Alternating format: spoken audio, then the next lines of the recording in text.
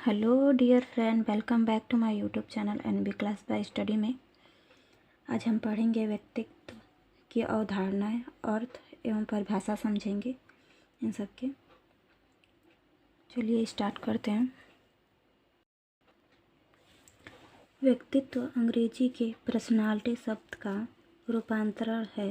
अंग्रेजी के इस शब्द की उत्पत्ति यूनानी भाषा के प्रसनोन शब्द से हुआ है,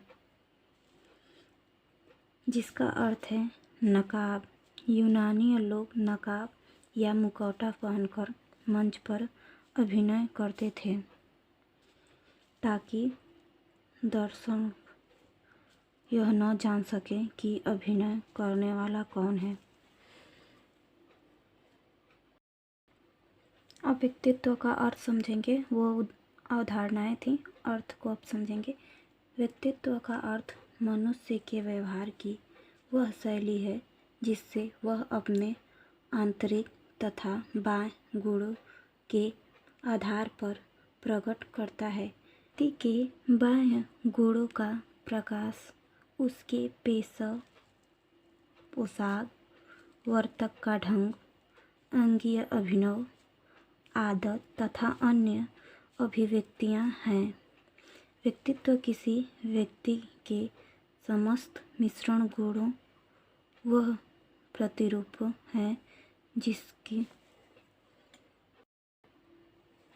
जो उसके विशेषताओं के कारण उसे अन्य व्यक्तियों से भिन्न इकाई के रूप में स्थापित करता है। वैसे ही व्यक्तित्व का परिभाषा समझेंगे। बहुत सारे वैज्ञानिकों ने अपना मत दिया है इसमें कि व्यक्तित्व पर्सनालिटी कैसी होती है मनुष्य में या बालकों में, उसे स्पष्ट करेंगे हम। मन के अनुसार व्यक्तित्व एवं व्यक्ति की गठन व्यवहार के तरीकों, रुचियों, दृष्टिकोणों, क्षमताओं और तरीकों का सबसे विशिष्ट संगठन है। वैसे ही बिंग एवं हटन्स के अनुसार है व्यक्तित्व एक व्यक्ति के संपूर्ण व्यवहार, प्रतिमान और उनकी विशेषताओं के योग्य का उल्लेखन करता है। वैसे ही तीसरा है हमारा वर्ने के अनुसार व्यक्तित्व व्यक्ति का संपूर्ण मानसिक संगठन है जो उसके विकास की किसी भी आवश्यकता में होता है।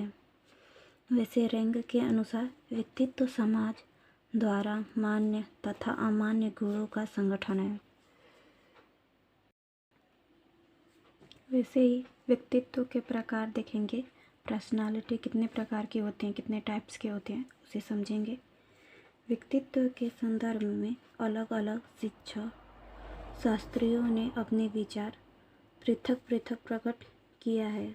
इनमें से निम्नलिखित 3 वर्गों में विभाजित किया गया है: शारीरिक रचना प्रकार, समाजशास्त्रीय प्रकार, मनोवैज्ञानिक प्रकार।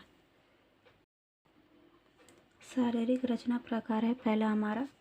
जर्मन विद्वान केंसमर ने शारीरिक रचना के आधार पर व्यक्तित्व को 3 प्रकार में बताए हैं।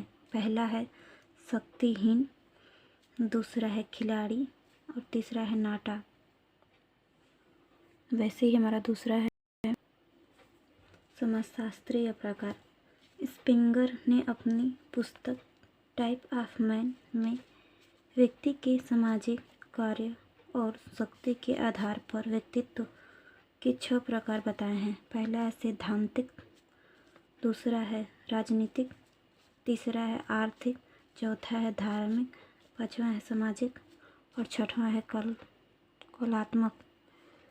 वैसे ही हमारा तीसरा बहुत इम्पॉर्टेंट है, इसको हम अगले वीडियो में भी समझेंगे क्योंकि इसका जो ये कोई मुख्य नहीं है इसका टाइप, बाकी वैसे हमारा तीसरा है मनोवैज्ञानिक प्रकार।